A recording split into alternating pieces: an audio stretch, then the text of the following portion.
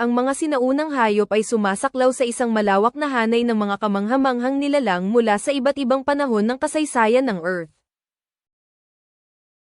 Trilobites.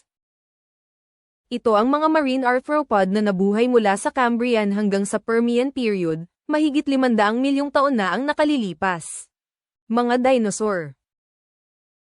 Ang mga reptilya na ito ay nangingibabaw sa Mesozoic era, mula mga 230 hanggang 66 na milyong taon na ang nakalilipas.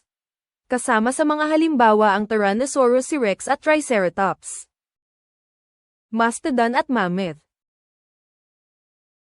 Ito ay mga sinaunang kamag-anak ng mga modernong elepante na nabuhay noong panahon ng Pleistocene. Saber-toothed cats. Gaya ng Smilodon, nagumagala sa Americas noong Pleistocene.